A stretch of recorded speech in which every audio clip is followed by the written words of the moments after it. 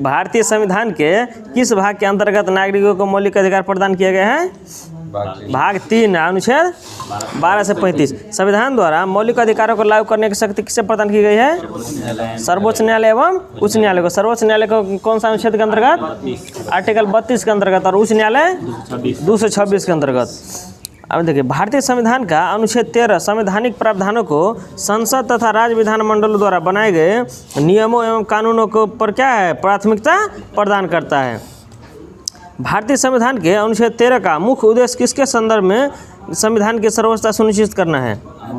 मौलिक अधिकारों को। अनुच्छेद 13 में क्या है? मौलिक अधिकारों को संविधान की सर्वोच्चता सुनिश्चित करना है।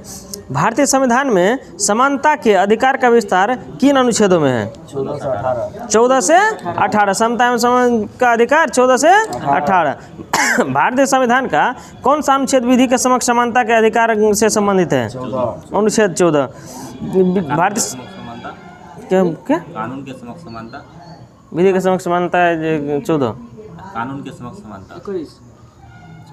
अरे विधि या कानून को विधि कहा जाता है तो ये कहे समानता कतऽ से लेल गेल छै? कानून के समान संरक्षण कतऽ से लेल गेल छै? कनाडा से, अमेरिका। चलिए, जन्म, लिंग, मूल, वंश, जाति, धर्म आदि के आधार पर विभेद का प्रतिषेध अनुच्छेद 15 एक मूल अधिकार है जिसे समानता के अधिकार के अधीन वर्गीकृत किया गया है। जाति, धर्म, लिंग यानी क्या वो अथी के तरह है मानता? जना जाति, धर्म, लिंग, एक मतलब जाति, धर्म, लिंग, भेद और जन्म स्थान 5 गो होगी। 7 गो है और कौन दो है?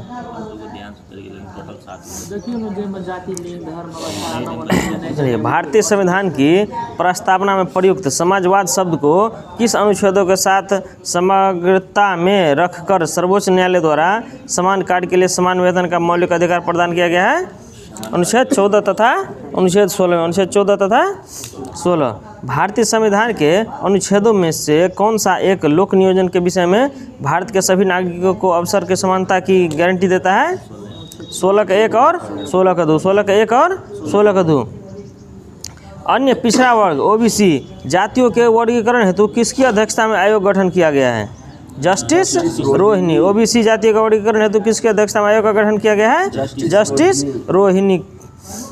ये संवैधानिक उपबंध जो है एक जो है जो केवल भारतीय नागरिकों को प्राप्त मूल अधिकार है और जो भारतीय एवं विदेशी नागरिकों दोनों को प्राप्त मूल अधिकार है। तो भारतीयों को जो प्राप्त मूल अधिकार है वो देखिए, एक में है अनुच्छेद 16, 19, 29, 32। इसमें जो है भारतीयों को 15 अनुच्छेद 15, अनुच्छेद 16, अनुच्छेद 19, अनुच्छेद 29 और अनुच्छेद 30। जो है विदेशी नागरिकों का है 14, 20, 21 और ये जो है 22, 23, 24 और 25, 26। चलिए, एक में है अनुच्छेद 15। अनुच्छेद 15 में क्या है? जाति, धर्म, लिंग, भेद, जन्म स्थान के समक्ष जो क्या है इस पर भेदभाव नहीं कर सकते हैं। और 16 में क्या है? 16 में है लोक नियोजन। लोक नियोजन मतलब क्या हुआ? नहीं, लोक नियोजन मतलब जो नौकरी में जो है आप असमानता नहीं करते, सबको समान अवसर प्रदान किया जाएगा। तो कहिएगा आरक्षण, तो आरक्षण एक जो है अलग चीज़ है। इसके बाद है 3 में वाक एवं अभिव्यक्ति शांतिपूर्ण एवं सशस्त्र रहित सम्मेलन करने, संघ एवं सरकारी समिति बनाने, भारत के राज्य क्षेत्र में अबाध संचरण एवं बसने तथा व्यापार करने की स्वतंत्रता कितना में है? अनुच्छेद 19 में है। अल्पसंख्यक के वर्गों के हितों का संरक्षण कितना में है? 29 में। अल्पसंख्यक वर्गों के हितों का संरक्षण अनुच्छेद 29। शिक्षण संस्थाओं की स्थापना और प्रशासन करने का अल्पसंख्यक वर्गों का अधिकार अनुच्छेद 30। अल्पसंख्यक संबंधित अनुच्छेद जो है अनुच्छेद 29 और अनुच्छेद 30 है। चलिए, अब जो भारतीय और विदेशी दोनों को है अनुच्छेद 29 कहता है कि अल्पसंख्यक का जो है संरक्षण करना जो है कानून का या संविधान का। शिक्षा के क्षेत्र में कोई संस्था रोक नहीं सकै छै। नहीं, अनुच्छेद 30 में 29 में कहै छै शिक्षा के लेल वंचित नहीं कर सकै छै। अनुच्छेद 30 कहै छै यदि अगर अल्पसंख्यक के खुद के ऊपर अथी आबै छै न, अगर वो नया संस्था खोल सकै छै ओहि के लेल सरकार धन देतै, आर्टिकल 30 में छै। उसके बाद देखिए भारतीय एवं विदेशी नागरिकों को प्राप्त मूल अधिकार, विधि के समक्ष समानता और विधि का समान संरक्षण अनुच्छेद कितने में है? 14 में। ये जो है अधिकार भारतीय नागरिकों को भी है और जो है ये विदेशी नागरिकों दोनों को है। उसके बाद 2 में देखिए भारतीय अपराधों के लिए दोषी सिद्ध के संबंध में संरक्षण अनुच्छेद कितना में है? अनुच्छेद 20। ये भी जो है भारतीय नागरिकों को भी है और जो है विदेशी नागरिकों को भी है। जो है अपराध के लिए जैसा कानून आपके भारतीय नागरिकों के लिए है, यदि कोई भी अपराध की जगह तो सेम कानून क्या लगेगा? विदेशियों को भी लगेगा। जीवन का अधिकार अनुच्छेद 21 में है, अनुच्छेद 21 में है। उसके बाद शिक्षा का अधिकार 21 का ए में, शिक्षा का अधिकार 21 का ए में। कुछ दशा में गिरफ्तारी एवं निरोध से संरक्षण अनुच्छेद 22, कुछ दशा में गिरफ्तारी एवं निरोध से संरक्षण अनुच्छेद 22। 6 में शोषण के विरुद्ध अधिकार अनुच्छेद 23-24, शोषण के विरुद्ध अधिकार अनुच्छेद 23-24। चलिए 7 में है धर्म एवं संस्कृति की स्वतंत्रता का अधिकार। यदि कोई भी मतलब विदेशी नागरिक आता है, भारतीयों को तो सभी धर्म को स्वतंत्रता है ही, विदेशी नागरिक भी आता है तो वो जो धर्म को चाहेगा उस धर्म का पूजा कर सकता है या कुछ भी कर सकता है। उसमें आप जो है यहाँ के जो भी मतलब भारतीय नागरिकों को दिया गया अधिकार उसी हिसाब से विदेशियों को भी दिया गया। यही हुआ यही हुआ कुछ दशा में गिरफ्तारी एवं निरोध से संरक्षण। चलिए संविधान के किस अनुच्छेद के अंतर्गत अस्पृश्यता का उन्मूलन किया गया है? अनुच्छेद 17, छुआछूत के से संबंधित अनुच्छेद 17। उपाधियों का अंत 18। चलिए संविधान में अस्पृश्यता परिभाषित नहीं है। अस्पृश्यता का निवारण अधिनियम 1955 के अंतर्गत अस्पृश्यता को बढ़ावा देना एक क्या है? दंडनीय अपराध है। छुआछूत को बढ़ाना क्या है? दंडनीय अपराध है। अनुच्छेद 18 का संबंध किससे है? उपाधियों के अंत से। अनुच्छेद 18 का संबंध किससे है? उपाधियों के अंत से। अनुच्छेद 19 मूल अधिकार का जना व्यक्तिगत स्वतंत्रता का अधिकार है, बौद्धिक अधिकार है, संगठन करे के सभा करे। 19 से 22 तक है क्या? धार्मिक स्वतंत्रता। 19 देखिए 14 से 18 देखिए 14 से 18 समानता का अधिकार। 19 से 22 तक 1922 तक क्या है? समता एवं स्वतंत्रता का अधिकार। 19 में है अभिव्यक्ति एवं प्रेस की स्वतंत्रता। 20 में न्यायालय जैसे 24 घंटा के अंदर अपराध के लिए दोष सिद्धि का सिद्धांत, मतलब जब तक कोई दोष सिद्ध नहीं हो जाता है तब तक जो है अपराधी नहीं कह सकते हैं। अनुच्छेद 21 में है जीवन जीने का अधिकार। आपको जीवन जीने का जो अधिकार है वो जो है किसी से नहीं छीन सकते हैं। इसी में जो संशोधन करके जो है 21 ए जोड़ा गया शिक्षा का अधिकार। याद नहीं है, बोलिए। 86वां संविधान संशोधन 2002 में। हाँ 86वां संविधान संशोधन 2010 में जाकर। ये तो समझिए कि ये जो है मतलब बच्चा को स्कूल पहुंचाना जो है आपका मूल कर्तव्य यही जोड़ा है ना, शिक्षा का अधिकार उच्छेद के में। हाँ यही जोड़ा गया है। 6 से लेकर 14 साल के बच्चा के लिए निःशुल्क, हाँ अनिवार्य फ्री शिक्षा। चलिए भारतीय संविधान के किस अनुच्छेद में वाक्य एवं अभिव्यक्ति की स्वतंत्रता के मूल अधिकार का प्रावधान है? अनुच्छेद 19 में अभिव्यक्ति वाक्य एवं अभिव्यक्ति की स्वतंत्रता। अनुच्छेद 19 स्वतंत्रता है 19, 20, 21 वो इस स्वतंत्रता में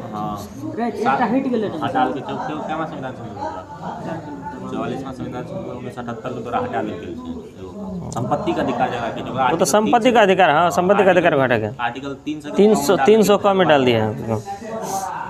चलिए भारत के संविधान में प्रेस की स्वतंत्रता का प्रत्यक्ष प्रावधान नहीं है, परंतु यह स्वतंत्रता किस अनुच्छेद में अंतर्निहित है? अनुच्छेद 19 का ए में। अभिव्यक्ति एवं प्रेस की स्वतंत्रता अनुच्छेद 19 ए में। भारतीय संविधान में आर्थिक समानता या समानता के मौलिक अधिकार में सम्मिलित नहीं है। भारतीय संविधान में आर्थिक समानता क्या है? समानता के मौलिक अधिकार में सम्मिलित नहीं है।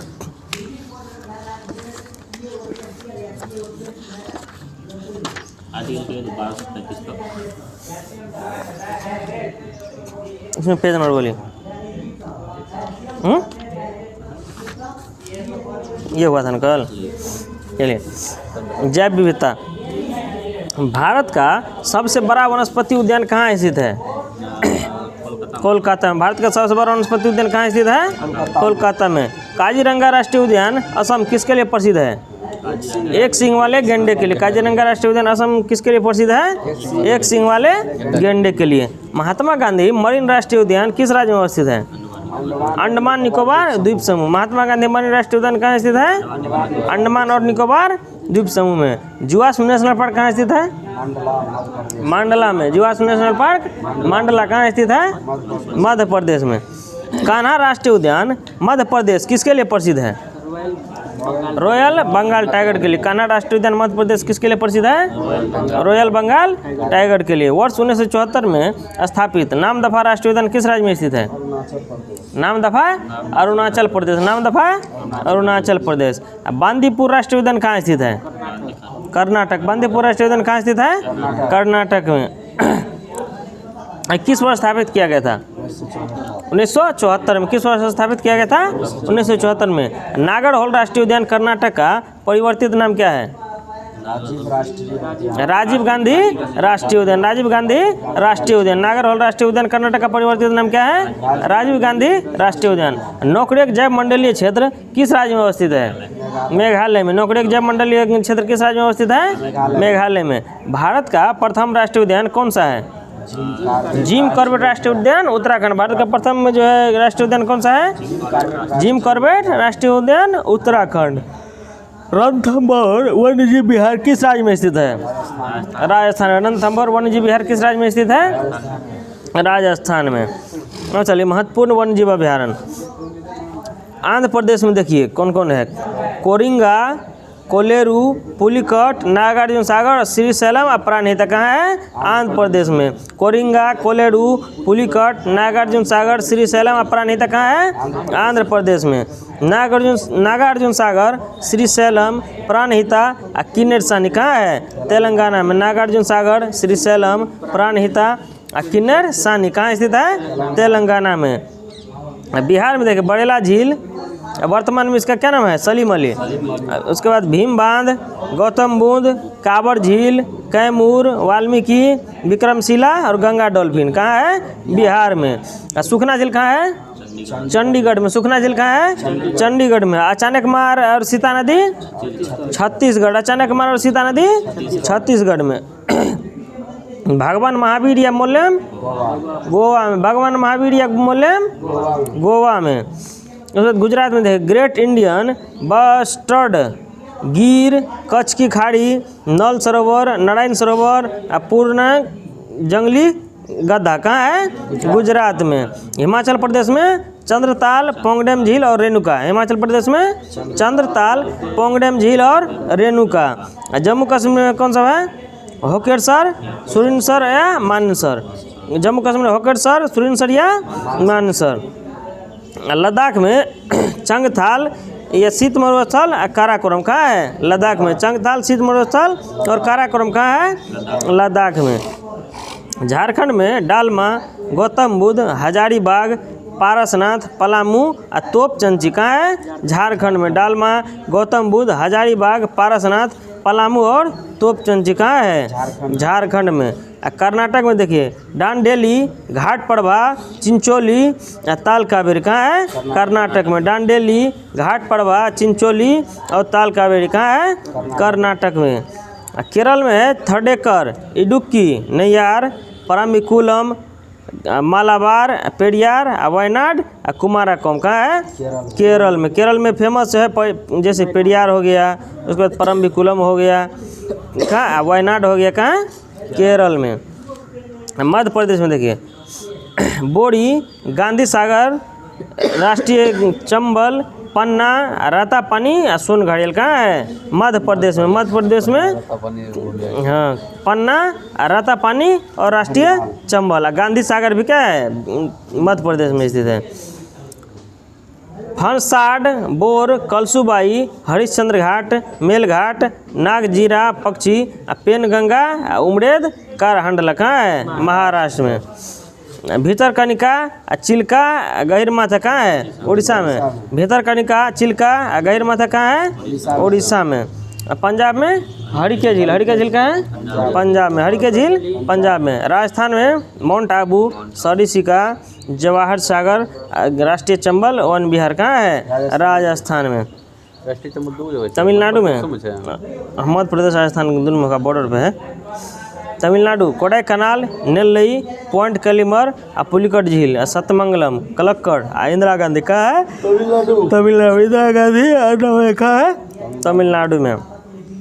उत्तर प्रदेश में देखिए बखीरा, कैमूर, महावीर स्वामी, राष्ट्रीय चंबल, ओखला पक्षी, पटना पक्षी विहार कहाँ है? उत्तर प्रदेश में। पटना पक्षी विहार कहाँ है? उत्तर प्रदेश में।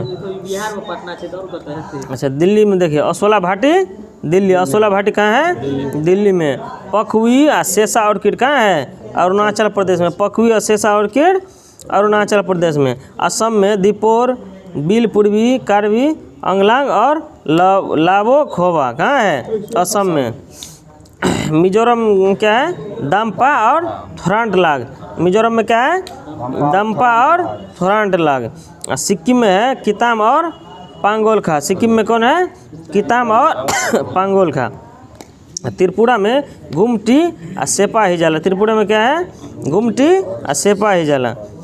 नागालैंड में है फाकिम, रंगपहर, पुली वर्जे। नागालैंड में फाकिम, रंगपहर और पुली वर्जे।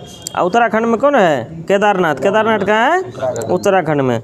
भारत का प्रथम गिद्ध प्रजनन केंद्र पिंजौर हरियाणा में, जबकि दूसरा राज भटखावा पश्चिम बंगाल में। गिद्ध प्रजनन केंद्र पिंजौर कहाँ है? प्रथम हरियाणा में और दूसरा राज भटखावा पश्चिम बंगाल।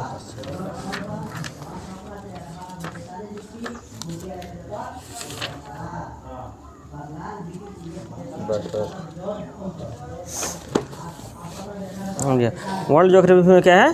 पर्वत श्रेणियाँ। वलन क्रिया किस कारण होती है? पर्वत निर्माणकारी बल के कारण। वलन क्रिया किस कारण होती है? पर्वत निर्माणकारी बल के कारण। विश्व की सर्वाधिक लंबी पर्वत श्रृंखला कौन सी है? एंडीज पर्वत श्रृंखला। विश्व की सर्वाधिक लंबी पर्वत श्रृंखला कौन सी है? एंडीज पर्वत श्रृंखला। एंडीज पर्वत श्रेणी किस महाद्वीप में स्थित है? दक्षिण अमेरिका में। एंडीज पर्वत श्रेणी किस महाद्वीप में स्थित है? दक्षिण अमेरिका में। माउंट टिटलिस कहाँ स्थित है? स्विट्जरलैंड में। माउंट टिटलिस कहाँ स्थित है? स्विट्जरलैंड में। स्पेन व फ्रांस के मध्य कौन सा पर्वत सीमा रेखा बनाता है? पिरेनीज। स्पेन व फ्रांस के मध्य कौन सा पर्वत सीमा रेखा बनाता है? पिरेनीज बनाता है। संयुक्त राज्य अमेरिका के 3 प्रमुख गुंबदाकार पर्वत कौन से हैं? हेनरी पर्वत, ब्लैक हिल्स एवं एडिरोंडेक पर्वत। संयुक्त राज्य अमेरिका के 3 प्रमुख गुंबदाकार पर्वत कौन है? हेनरी पर्वत, ब्लैक हिल्स एवं एडिरोंडेक पर्वत। चलिए, विश्व की सर्वाधिक ऊंचे 8 पर्वत। विश्व के सबसे ऊंचा पर्वत कौन है? Mount Everest. माउंट एवरेस्ट की ऊंचाई 8848.86 मीटर हो गए हैं। केटू गौरीबनास्टीन ऊंचाई 86,000। केटू गौरीबनास्टीन ऊंचाई 86,000। कंचनजंगा कहाँ है? सिक्किम में। कंचनजंगा सिक्किम 85-86। कितना है उसका हाइट? 85-86। उसके बाद मकालू का 84-62। मकालू 84-62। धौलागिरी 81-67। धौलागिरी 81-67। मनसालू 81-63। मनसालू 81-63। धौलागिरी 81-67। चलिए, दक्षिणी आल्प्स पर्वतमाला किस देश में स्थित है? न्यूजीलैंड में। दक्षिणी आल्प्स पर्वतमाला किस देश में स्थित है? न्यूजीलैंड में। विश्व की अधिकांश ऊंची चोटियाँ नवीन मोरदार पर्वतों में स्थित है। विश्व की अधिकांश ऊंची चोटियाँ कहाँ है? नवीन मोरदार पर्वत। नवीन मोरदार पर्वत का मतलब क्या हुआ? पूरा जो है नुकीला पर्वत रहता है उसको क्या कहता है? नवीन मोरदार पर्वत। व्हाइट माउंटेन किस देश में स्थित है? संयुक्त राज्य अमेरिका में। व्हाइट माउंटेन किस देश में स्थित है? संयुक्त राज्य अमेरिका में। भारत और ज्वालामुखी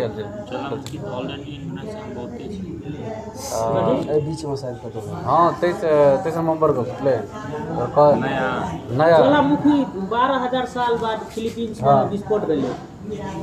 12,000 साल बाद ओकर कारण यानी दिल्लियो में आयल ओकर जे प्रकोप ओकर जे प्रकोप दिल्ली में द्वारा आबै छै जब उनका हवा जे छै ना सिटी दिल्ली के दिशा आबै छै दिल्ली पेट में के चना घुस गेलै कल खाली डॉक्टर और जकरा जिएले छै दिल्ली खाली करके चलि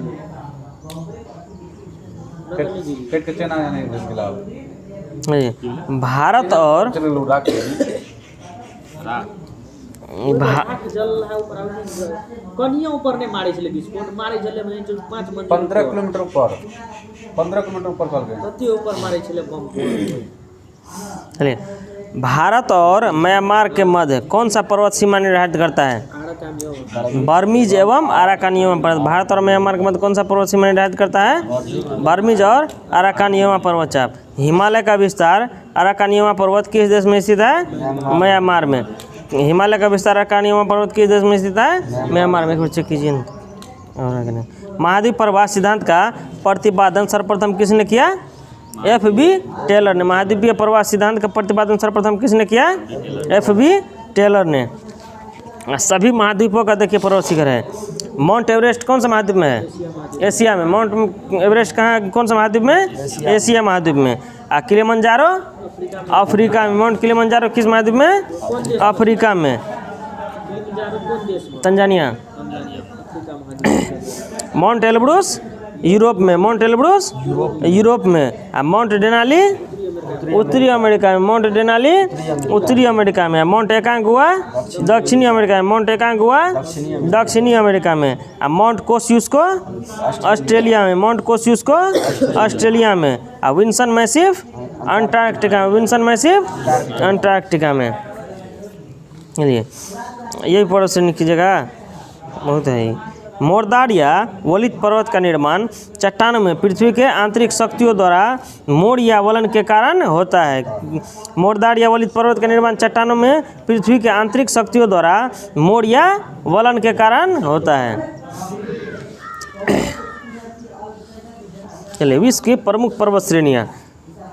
एकांक गुहा का स्थित कहाँ है? दक्षिणी अमेरिका। पश्चिम दक्षिण अमेरिका। माउंट एल्बर्ट पश्चिमी उत्तरी अमेरिका। पश्चिम उत्तरी अमेरिका में। माउंट एवरेस्ट दक्षिणी मध्य एशिया।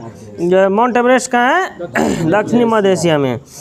उसके बाद कोस्युस्को पूर्वी ऑस्ट्रेलिया। कोस्युस्को कहाँ है? पूर्वी ऑस्ट्रेलिया में। उसके बाद पीक पोवेडा दक्षिणी मध्य एशिया। पीक पोवेडा दक्षिणी मध्य एशिया।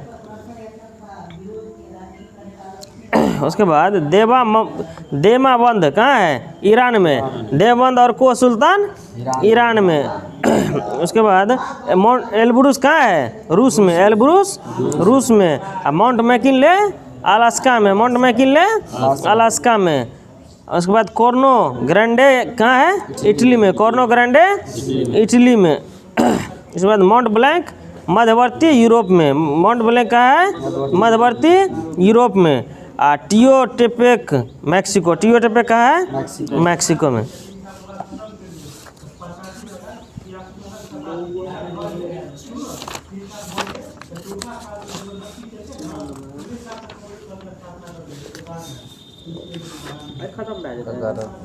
होगा ना? 11 यही होगा तो ये हो गया था 12 खत्म रह जाता है।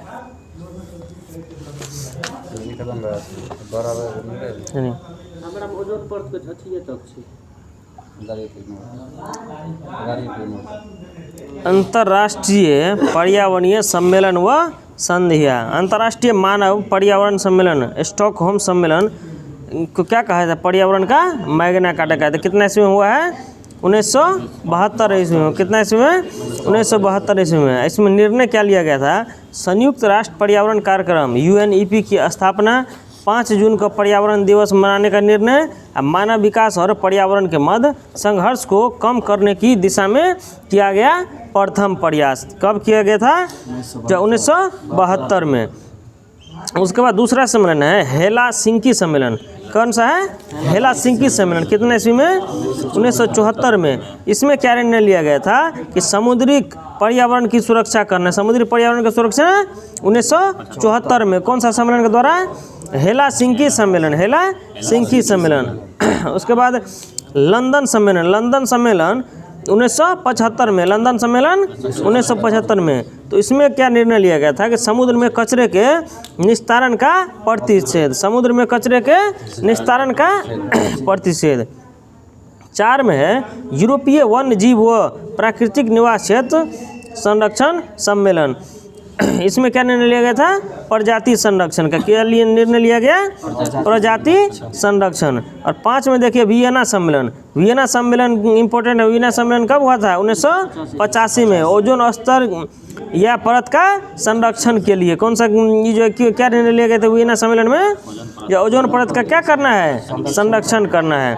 उसके बाद है मॉन्ट्रियल सम्मेलन 1987 में। मॉन्ट्रियल सम्मेलन 1987 में। इसमें देखिए क्या निर्णय लिया गया था कि ओजोन परत के संरक्षण के लिए पहला अंतर्राष्ट्रीय समझौता जो है मॉन्ट्रियल प्रोटोकॉल 16 सितंबर 1987 को हुआ था। 16 सितंबर को क्या हुआ? ओजोन दिवस मनाने का निर्णय लिया गया। ओजोन दिवस कब मनाया जाता है? 16 सितंबर को।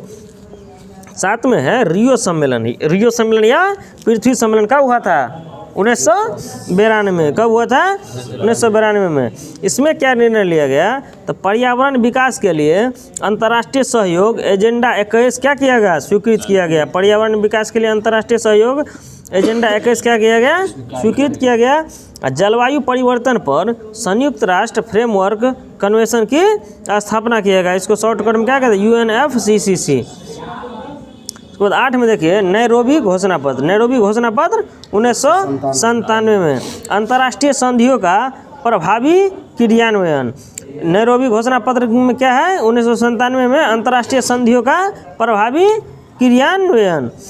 क्योटो प्रोटोकॉल सम्मेलन। क्योटो प्रोटोकॉल सम्मेलन कब हुआ था? 1997। पृथ्वी प्लस 5 सम्मेलन। ग्रीन हाउस गैसों की पहचान तथा भूमंडलीय तापमान को कम करना। वर्ष 1990 के स्तर में 5% की कटौती का निर्णय लिया गया। क्योटो सम्मेलन, क्योटो प्रोटोकॉल पृथ्वी प्लस 5 सम्मेलन 1997 में ग्रीन हाउस गैसों की पहचान तथा भूमंडलीय तापमान को कम करना। वर्ष 1990 के स्तर में 5% की कटौती का निर्णय लिया गया।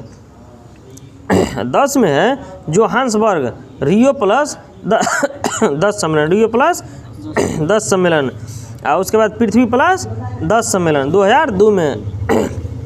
इसमें जो है सतत विकास पर क्या दिया गया? विशेष बल दिया गया। सतत विकास पर विशेष बल दिया गया। और उसके बाद विश्व एकजुटता कोष की स्थापना पर सहमति हुआ। विश्व एकजुटता कोष के जो है सहमति पर बल दिया गया, स्थापना पर सहमति दिया गया। 11 में मॉन्ट्रियल सम्मेलन UNFCCC। मॉन्ट्रियल सम्मेलन UNFCCC 2005 में विकसित देशों द्वारा वर्ष 2012 तक ग्रीन हाउस गैसों के उत्सर्जन को कम कर वर्ष 1990 के स्तर तक लाना। मॉन्ट्रियल सम्मेलन में क्या हुआ था? जितना भी विकसित देश है, विकसित देश में खाली एसी चलता रहता है, कूलर चलता रहता है, उसको कम करके जो है 1990 के स्तर में जितना जो है मतलब ग्रीन हाउस गैस का उत्सर्जन था उस हिसाब में लाना है, कम करके। 12 में है कोपेनहेग सम्मेलन। कोपेनहेग सम्मेलन पोस्ट क्योटो प्रोटोकॉल। कोपेनहेग सम्मेलन या पोस्ट क्योटो प्रोटोकॉल 2009 में विकसित और औद्योगिक राष्ट्रों द्वारा 2020 तक ग्रीन हाउस गैसों के उत्सर्जन में भारी कटौती का प्रावधान, कम कार्बन अर्थव्यवस्था की परिकल्पना किया गया था। कोपेनहेग सम्मेलन में जो विकसित और औद्योगिक राष्ट्रों द्वारा वर्ष 2020 तक ग्रीन हाउस गैसों के उत्सर्जन में भारी कटौती का प्रावधान, कम कार्बन अर्थव्यवस्था की परिकल्पना। 13 में है कैनकुन सम्मेलन 2010। कैनकुन सम्मेलन 2010 हरित जलवायु कोष स्थापित करने का निर्णय। हरित जलवायु कोष स्थापित करने का निर्णय। 13 को रहने देते, कल कर देंगे, खत्म है।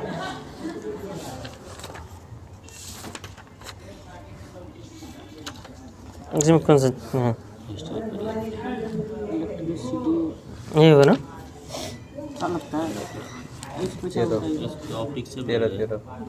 ये कल से गैस भरी जाती है, सब हो गया था। 13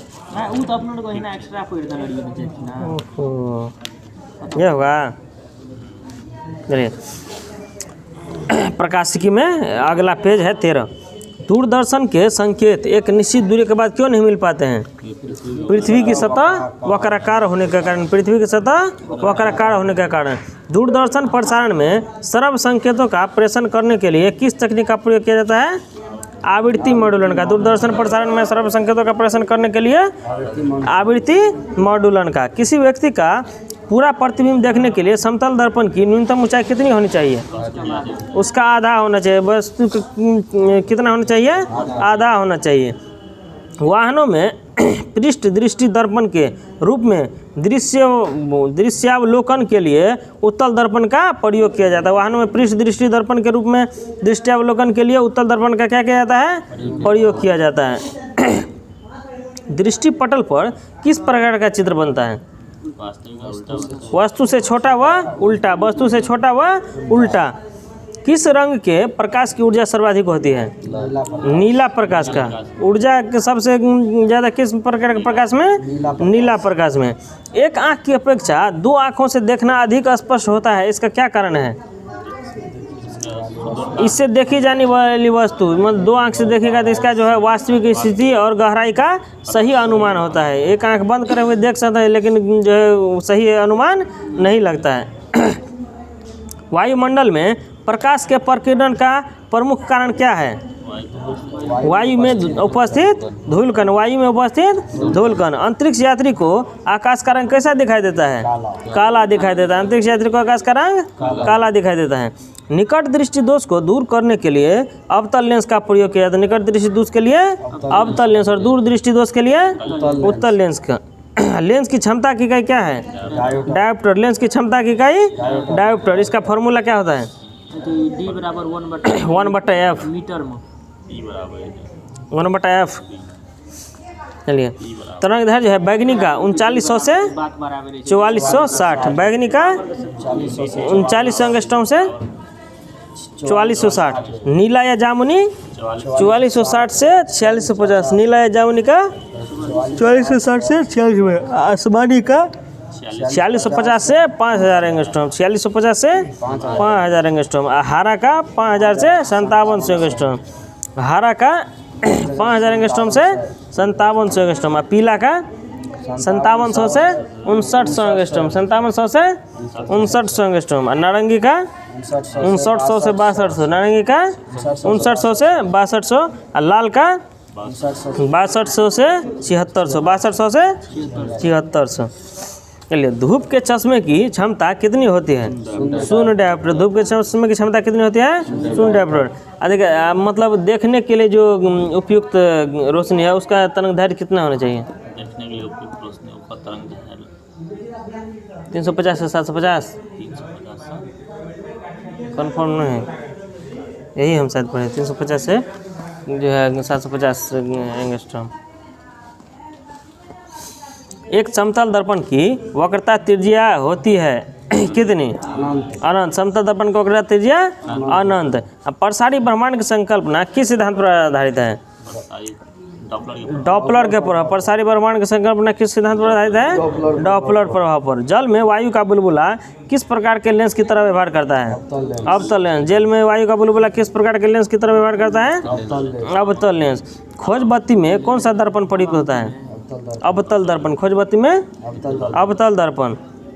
रमन प्रभाव का संबंध किस प्रकार की किरणों से है? सभी पारदर्शी माध्यम की किरणों से। सभी पारदर्शी माध्यम की किरणों से। ध्वनि के पुनरुत्पादन के लिए सीडी व ऑडियो प्लेयर में क्या प्रयुक्त होता है? ध्वनि के पुनरुत्पादन के लिए सीडी व ऑडियो प्लेयर में क्या प्रयुक्त होता है?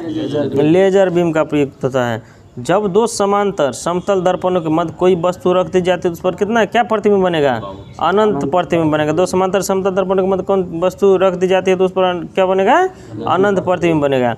जब लाल नीले तथा हरे प्रकाश का पुंज एक स्थान पर पड़ता है तब प्रकाश का रंग कैसा प्रतीत होता है? सफ़ेद। लाल नीला और हरा पड़ेगा तो सफ़ेद। प्राथमिक रंग कौन कौन सा है? यही लाल नीला और हरा। ये तीन जो एक जगह पड़ेगा तो कैसा रंग दिखेगा? सफ़ेद रंग दिखेगा। मानव आँख दृश्य प्रकार के किस रंग दैर्घ्य के लिए सर्वाधिक सुग्राही होता है? 5500 एंगस्ट्रॉम। मानव आँख दृश्य प्रकाश के किस रंग दैर्घ्य के लिए सर्वाधिक होता है? 5500 एंगस्ट्रॉम। सूर्य के प्रकाश को पृथ्वी पर पहुंचने में कितना समय लगता है? 8.5 मिनट। सूर्य के प्रकाश को पृथ्वी तक पहुंचने में कितना समय लगता है? 8.5 मिनट या 8 मिनट 16 सेकंड कहा जाता है या 20 सेकंड भी लिया जाता है। हाँ, ऑप्शन हिसाब से मानना पड़ेगा। जब प्रकाश किसी प्रिज्म से होकर गुजरता है तब अपवर्तन के पश्चात सूर्य का प्रकाश अपने विभिन्न रंगों में विभाजित हो जाता है। इसको क्या कहा जाता है? प्रकाश का वर्ण विक्षेपण कहा जाता है तथा प्रकाश से प्राप्त विभिन्न रंगों का समूह वर्ण क्रम या स्पेक्ट्रम कहलाता है। वर्ण क्रम या स्पेक्ट्रम कहलाता है। चंद्रमा का प्रकाश पृथ्वी पर कितने समय पहुंचता है? 1.3 सेकंड में। चंद्रमा का प्रकाश पृथ्वी पर कितने समय में पहुंचता है? 1.3 सेकंड में। इंद्रधनुष के रंगों का सही अनुक्रम क्या है? इंद्रधनुष का बैगनी आ पीला ला, मतलब बैगनी हो गया, नीला, आसमानी, हरा, पीला, नारंगी और लाल। इंद्रधनुष बनने के लिए देखिए वर्ण विक्षेपण, अपवर्तन और पूर्ण आंतरिक परावर्तन तीनों क्या है? उत्तरदायी है। तीनों भौतिक परिघटनाएं उत्तरदायी है। वर्ण विक्षेपण, अपवर्तन और पूर्ण आंतरिक परावर्तन। सूर्य से आने वाली प्रकाश किरणों को किस दर्पण की सहायता से एक बिंदु पर केंद्रित किया जा सकता है? अवतल दर्पण की सहायता से। किस दर्पण से? अवतल दर्पण की सहायता से। पूर्ण सूर्य ग्रहण के समय सूर्य को नंगी आंखों से देखने से आंख को क्षति पहुंचती है। रेटिना के जलने के लिए सूर्य की कौन सी किरणें उत्तरदायी है? पराबैंगनी किरणें। कौन सी किरणें उत्तरदायी है? पराबैंगनी किरणें। आकाश के परावर्तन तथा जल के कणों द्वारा अधिक प्रकीर्णन के कारण समुद्र क्या होता है? नीला प्रतीत होता है। आकाश के परावर्तन तथा जल के कणों द्वारा अधिक प्रकीर्णन के कारण क्या होता है? समुद्र नीला प्रतीत होता है।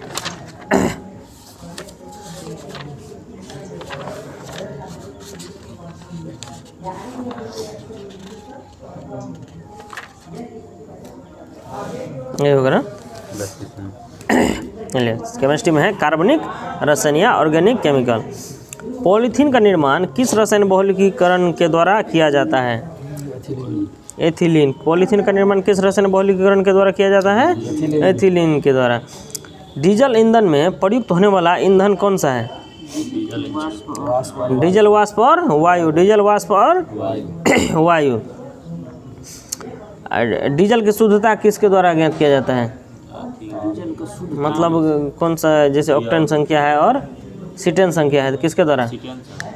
डीजल सीटेन संख्या और पेट्रोल ऑक्टेन संख्या। उल्टा नहीं हुआ? डीजल सीटेन और पेट्रोल ऑक्टेन। बुलेट प्रूफ पदार्थ के निर्माण में किस बहुलक का प्रयोग किया जाता है?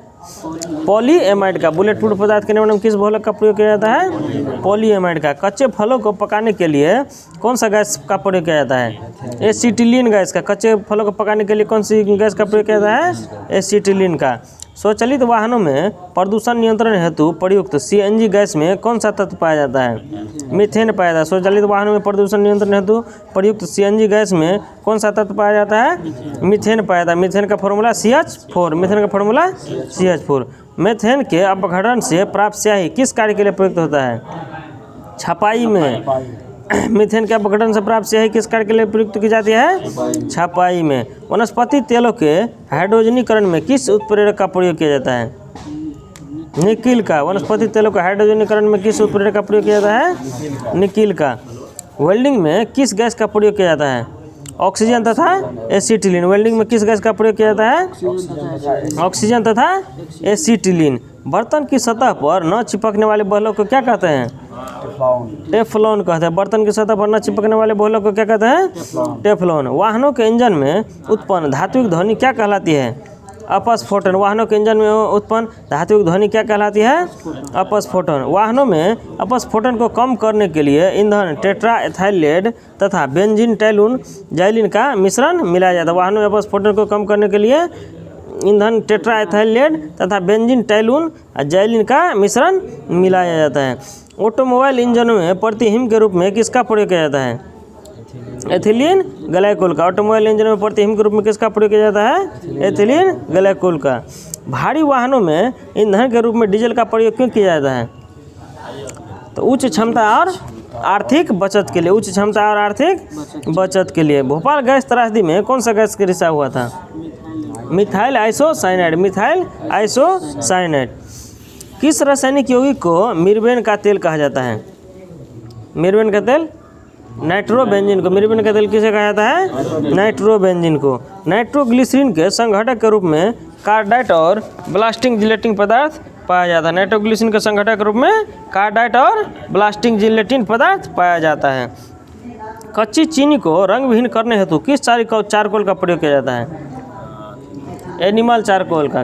कच्ची चीनी को रंग विहीन करने के लिए एनिमल चारकोल का प्रयोग किया जाता है। द्वितीय विश्व युद्ध के समय मलेरिया एवं टाइफाइड रोगों के उपचार के लिए किस टीके का प्रयोग किया गया था? DDT का। द्वितीय विश्व युद्ध के समय मलेरिया एवं टाइफाइड रोगों के उपचार के लिए किस टीके का प्रयोग किया गया था? DDT का। शहद में कौन सा प्रमुख घटक पाया जाता है? फ्रक्टोज पाया जाता है। शहद में कौन सा घटक पाया जाता है? फ्रक्टोज पाया जाता है। फल पकाने के लिए किस रसायन का प्रयोग किया जाता है? कैल्शियम कार्बाइड का। फल पकाने के लिए किस रसायन का प्रयोग किया जाता है? कैल्शियम कार्बाइड का। नहीं, ये जो है ना, ये गैस है एसिटिलीन। कैल्शियम कार्बाइड जो है ये रसायन जो है रसायन दूसरा चीज हो गया, ये गैस हो गया। शक्कर के किण्वन में से कौन सा पदार्थ बनता है? Ethyl alcohol. शक्कर के किण्वन से कौन सा पदार्थ बनता है? Ethyl alcohol. युद्ध स्थल पर प्रयोग की जाने वाली विषैली गैस ल्यूसाइट किससे बनाई जाती है?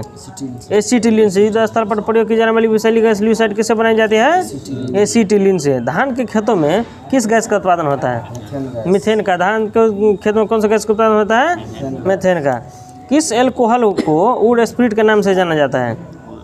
मिथाइल एल्कोहल को। किस एल्कोहल को वुड स्पिरिट के नाम से जाना जाता है? मिथाइल एल्कोहल को। जल में कार्बन डाइऑक्साइड प्रवाहित करने पर बना सोडा वाटर कैसा होता है? अम्लीय प्रकृति का होता है। जल में कार्बन डाइऑक्साइड प्रवाहित करने पर बना सोडा वाटर अम्लीय प्रकृति का होता है। संशोधित स्पिरिट में कौन सा रसायन होता है? Ethyl alcohol. संशोधित स्पिरिट में कौन सा रसायन होता है? इथाइल एल्कोहल होता है। बेकेलाइट किन पदार्थों के संघनन से बनता है? फिनॉल व फॉर्मेल्डिहाइड। बेकेलाइट किन पदार्थों के संघनन से बनता है? फिनॉल व फॉर्मेल्डिहाइड। किस बिलाई का प्रयोग नेल पेंट हटाने वाले द्रव के रूप में किया जाता है? एसीटोन को। जो है किस बिलाई का प्रयोग नेल पेंट हटाने के लिए द्रव के रूप में किया जाता है? एसीटोन को। किसका प्रयोग निश्चेतक के रूप में किया जाता है? क्लोरोफॉर्म। किसका प्रयोग निश्चेतक के रूप में किया जाता है? क्लोरोफॉर्म। किस विस्फोटक को नोबेल तेल भी कहा जाता है? TNG trinitroglycerin. किस विस्फोटक को नोबेल तेल कहा जाता है? TNG को। ये इसका फुल फॉर्म ट्राई नाइट्रोग्लिसरीन। घरेलू LPG सिलेंडरों में दाब मापक प्रदान नहीं किए जाते हैं क्योंकि LPG सिलेंडरों में गैस की मात्रा को प्रदर्शित नहीं कर सकता है। सभी जैव यौगिकों में अनिवार्य तत्व कौन सा है? कार्बन है। सभी जैव यौगिकों में अनिवार्य तत्व कौन सा है? कार्बन। फॉर्मेल्डिहाइड का 40% जलीय विलयन क्या कहलाता है? फॉर्मेलिन कहलाता है। फॉर्मेल्डिहाइड का 40% जलीय विलयन क्या कहलाता है? फॉर्मेलिन। नोबेल तेल के नाम से किस कार्बनिक यौगिक को जाना जाता है? Try nitroglycerine. नोबेल तेल के नाम से किस कार्बनिक यौगिक को जाना जाता है? Try nitroglycerine. आइसोप्रीन प्राकृतिक रबड़ का बहुलक है। प्राकृतिक रबड़ का बहुलक आइसोप्रीन है। नायलॉन क्या है? कृत्रिम रबड़ का बहुलक है। नायलॉन कृत्रिम रबड़ का बहुलक है। बायोलॉजी में देखे तो विटामिन हो गया था। ये पादपों की अकारिकी होगा जी। Page number 52। चैप्टर का नाम है पादपों की अकारिकी। पादपों में किन संरचना के द्वारा जल ऊपर चढ़ता है? जाइलम के द्वारा। पादपों में किस संरचना के द्वारा जल ऊपर चढ़ता है? जाइलम के द्वारा। एक बीज किसके अभाव में अंकुरित हो सकता है? पर्याप्त प्रकाश के अभाव में भी क्या हो सकता है? बीज जो है अंकुरित हो सकता है। प्रकाश संश्लेषण की दर प्रकाश में अधिक होती है। किस प्रकाश में अधिक होती है? लाल प्रकाश में। प्रकाश संश्लेषण की दर किस प्रकाश में अधिक होती है? लाल प्रकाश में। जीवाणुओं द्वारा नाइट्रेट को वायुमंडलीय नाइट्रोजन में परिवर्तित करने की प्रक्रिया क्या कहलाती है? विनाइट्रीकरण। जीवाणुओं द्वारा नाइट्रेट को वायुमंडलीय नाइट्रोजन में परिवर्तित करने की प्रक्रिया विनाइट्रीकरण। किस क्रिया के दौरान सौर ऊर्जा रासायनिक ऊर्जा में परिवर्तित हो जाती है? प्रकाश संश्लेषण। किस क्रिया के दौरान सौर ऊर्जा रासायनिक ऊर्जा में परिवर्तित हो जाती है? प्रकाश संश्लेषण।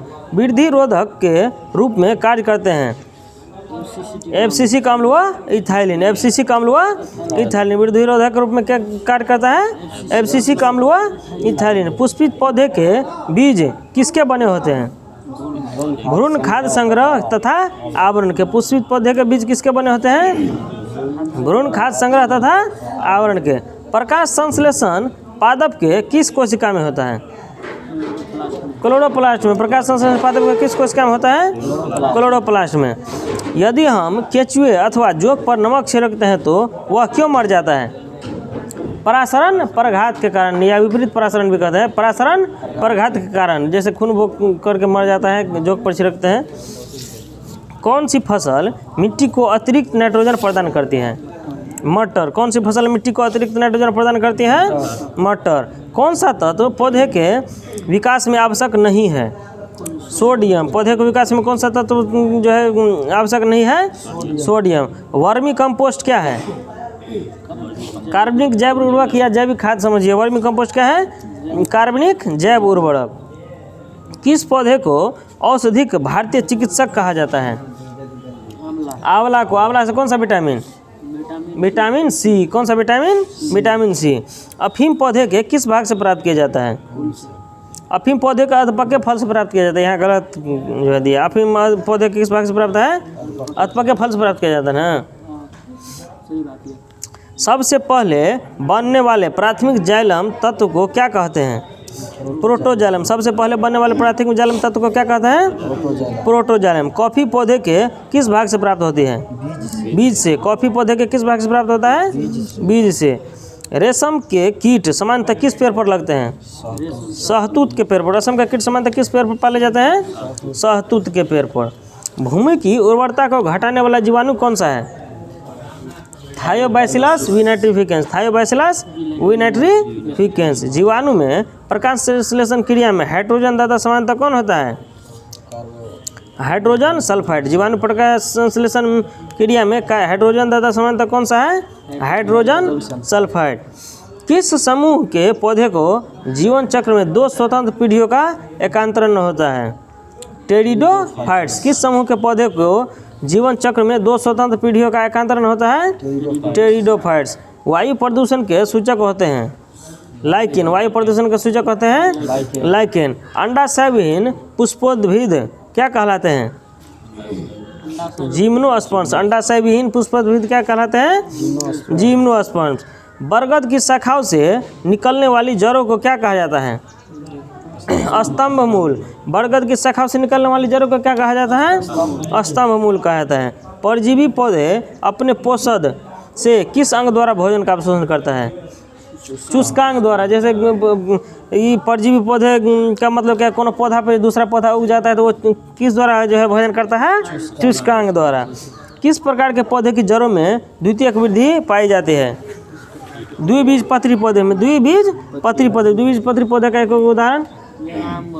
हाँ, आम में जिसका गुठली में 2 भाग रहता है। जाली का पौधा पता है द्विबीजपत्री। हाँ, वो भी है। उसके बाद जो है अपन भाषा में जैसे बीज जिसका 2 फांक रहता है वो भी जो है द्विबीजपत्री है। नागफनी में पत्तियां किस में रूपांतरित हो जाती हैं? कांटों में। नागफनी में पत्तियां किस में रूपांतरित हो जाती हैं? कांटों में। गेहूँ, धान एवं जौ में कैसी जड़ें पाई जाती है? तंतुमय जड़। गेहूँ, धान एवं जौ में कैसी जड़ें पाई जाती है? तंतुमय जड़। रेशेदार जड़ तंत्र किन पौधे में पाया जाता है? प्रायः एक बीजपत्री पौधे में। रेशेदार जड़ तंत्र किन पौधे में पाया जाता है? प्रायः एक बीजपत्री पौधे में। कौन सा मरुद्भिद पौधा उत्तर प्रदेश के मैदानी क्षेत्रों में पाया जाता है? एकेसिया। कौन सा मरुद्भिद पौधा उत्तर प्रदेश के मैदानी क्षेत्रों में पाया जाता है? एकेसिया। पुष्प का सहायक अंग किसे कहा जाता है? बाह्य दलपुंज एवं दलपुंज को। पुष्प का सहायक अंग किसे कहा जाता है? बाह्य दलपुंज एवं दलपुंज को। देखिए पादप जो है जैसे लहसुन प्याज, इसका प्रयोग योग भाग कौन सा है? सलकंद। लहसुन प्याज का सलकंद। हल्दी और अदरक का परकंद। हल्दी अदरक का परकंद। अरबी जमीकंद का घनकंद। अरबी और जमीकंद का घनकंद। और जो है आलू का कंद या स्तंभकंद। आलू का कंद या स्तंभकंद। हार्मोन्स विकर से भिन्न है क्योंकि हार्मोन्स उपचारिक क्रिया में पूर्णतः प्रयुक्त होता है। हार्मोन्स क्या होता है? उपचारिक क्रिया प्रयुक्त होता है। जीवाणु में प्रकाश संश्लेषण उच्च पादपों से भिन्न होता है क्योंकि इसमें O2 का निष्कासन नहीं होता है। जीवाणु में प्रकाश संश्लेषण उच्च पादपों से भिन्न होता है क्योंकि इसमें O2 का निष्कासन नहीं होता है। प्याज किसका परिवर्धित रूप है? तने का तने का। प्याज किसका परिवर्धित रूप है? तने का परिवर्धित रूप है। प्रकाश संश्लेषण की क्रिया केवल दृश्य प्रकाश में होती है। प्रकाश संश्लेषण की क्रिया किस में होती है? केवल दृश्य प्रकाश में। सबसे ज़्यादा लाल प्रकाश। हाँ, सबसे ज़्यादा लाल प्रकाश। लाल प्रकाश में।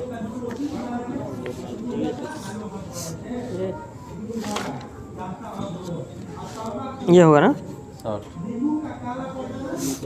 चलिए हिस्ट्री में विभिन्न किसान आंदोलन एक दृष्टि में। आंदोलन देखिए, मोपला विद्रोह। मोपला विद्रोह कहाँ हुआ था? केरल के मालाबार तट। केरल के मालाबार तट जो है मोपला विद्रोह 2 चरण में हुआ था। एक बार 1836 से 54। मोपला विद्रोह का प्रथम चरण 1836 से 1854 में। मोपला विद्रोह का नेतृत्व केन हाजी द्वारा किया गया था। मोपला विद्रोह का नेतृत्व केन हाजी के द्वारा। इसका कारण क्या था? तो अंग्रेजों द्वारा नई राजस्व व्यवस्था लागू करना। इसके लिए कौन सा जो है युद्ध चालू हुआ था? मोपला विद्रोह। नील विद्रोह कहाँ जो है चला था? बंगाल में। नील विद्रोह बंगाल में 1859-60 में। नील विद्रोह 1859-60 में कहाँ चला था? बंगाल में। इसका नेतृत्व करता कौन था? दिगंबर विश्वास और विष्णु विश्वास। दिगंबर विश्वास और विष्णु विश्वास। हरिश्चंद्र मुखर्जी से जुड़ल रहे त हिंदी पार्टी की किताब को लिखना है। अब से तक नील दर्पण में कर व्याख्या है। नील दर्पण के दिन बंधु मित्र। अब यहाँ में कर व्याख्या है ना नील किसान विद्रोह का। पहले यूरोपीय लोगों द्वारा किसानों से बलपूर्वक क्या करवाया जाता था? नील की खेती करवाया जाता था। पावना विद्रोह। पावना विद्रोह कहाँ हुआ था? बंगाल में। पावना विद्रोह बंगाल में। इसका ईशान चंद्र है, शंभुपाल तथा केशव चंद्र है। ईशान चंद्र है, शंभुपाल तथा केशव चंद्र है।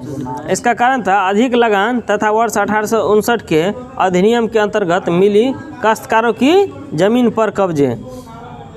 उसके बाद दक्कन विद्रोह। दक्कन विद्रोह कहाँ हुआ था? महाराष्ट्र के पूना, अहमदनगर, सोलापुर व सतारा जिले में। दक्कन विद्रोह का नेतृत्व करता कौन था? बाबा साहब देशमुख। दक्कन विद्रोह का बाबा साहब देशमुख। इसका कारण क्या था? तो रैयतवाड़ी वाले क्षेत्र के किसान कर्ज अदायगी को लेकर महाजनों के जाल में फंस गए थे। कपास की गिरती कीमतें व अकाल के बावजूद लगान के दर में अत्यधिक वृद्धि कर देना के कारण क्या, कौन सा विद्रोह? दक्कन विद्रोह। चंपारण सत्याग्रह। चंपारण सत्याग्रह जो है कहाँ? चंपारण, रामनगर, मोतिहारी। महात्मा गांधी। चंपारण सत्याग्रह जो है बिहार में चंपारण, रामनगर, मोतिहारी, बेतिया और मधुबनी में महात्मा गांधी किया था 1917 में। इसको क्या कहता है? 3 कठिया प्रणाली के विरोध में। खेरा सत्याग्रह कहाँ हुआ था? गुजरात में। खेरा सत्याग्रह गुजरात में। महात्मा गांधी और वल्लभ भाई पटेल। खेरा सत्याग्रह महात्मा गांधी और वल्लभ भाई पटेल। कितना ईस्वी में? 1918 ईस्वी में। अवध किसान आंदोलन कितना ईस्वी? 1920 ईस्वी। अवध किसान आंदोलन 1920 ईस्वी। प्रतापगढ़, रायबरेली, सुल्तानपुर और फैजाबाद। प्रतापगढ़, रायबरेली, सुल्तानपुर और फैजाबाद। इसका नेतृत्व करता कौन था? झिंगुड़ी लाल सिंह। कौन था? झिंगुड़ी लाल सिंह।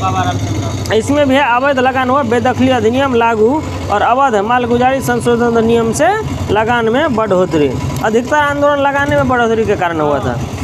एका आंदोलन बाराबांकी, हरदोई, बहराइच, सीतापुर में। एका आंदोलन बाराबांकी, हरदोई, बहराइच, सीतापुर में 1921 से 22 में। इसका नेतृत्व करता कौन था? मदारी पाशा। कौन था? मदारी पाशा। इसका भी कारण क्या था? लगान में वृद्धि। मोपला विद्रोह का द्वितीय चरण 1921। मोपला विद्रोह का द्वितीय चरण 1921 में मालाबार तट पर हुआ था। इसका कौन था? अली मुदलियार। अली मुदलियार। अधिक लगान व बेदखली। अधिक लगान व बेदखली। बारदोली सत्याग्रह 1928 में। बारदोली सत्याग्रह 1928 सूरत का बारदोली तालुका। इसका नेतृत्व करता कौन था? सरदार वल्लभ भाई पटेल। सरदार वल्लभ भाई पटेल। ये भी जो है लगान में बढ़ोतरी के कारण हुआ था। कौन? बारदोली सत्याग्रह। पंजाब में किसान आंदोलन। पंजाब में किसान आंदोलन 1930 से 40। जालंधर, अमृतसर, होशियारपुर, लैलपुरा और शेखपुरा। पंजाब में किसान आंदोलन सोहन सिंह भाखना, ज्वाला सिंह, तेज सिंह, मास्टर हरि सिंह बाबा। इसमें भी क्या है? भू राजस्व में कटौती, ऋणों के भुगतान में स्थगन, तत्कालिक कारण अमृतसर व लाहौर में भू राजस्व का पुनर्निर्धारण, राजस्व का पुनर्निर्धारण, नहर कर में वृद्धि। तेभागा आंदोलन दिनाजपुर, रंगपुर, जलपाईगुड़ी आ मिदनापुर 24 परगना। तेभागा आंदोलन दिनाजपुर, रंगपुर, जलपाईगुड़ी, मिदनापुर 24 परगना। कंपाराम सिंह और भवन सिंह। बटाईदारों ने निर्णय लिया कि वे जोतदार को आधे के स्थान पर 1/3 क्या करेंगे, उपज देंगे। तेलंगाना आंदोलन कहाँ था? तेलंगाना में। इसका नेतृत्व सामूहिक था। निजाम जमींदारों, साहूकारों तथा व्यापारियों के विरुद्ध संघर्ष। भारत की स्वतंत्रता के पश्चात चलाए गए भू आंदोलन का नेतृत्व किसने किया था? विनोबा भावे। भूदान आंदोलन का नेतृत्व विनोबा भावे।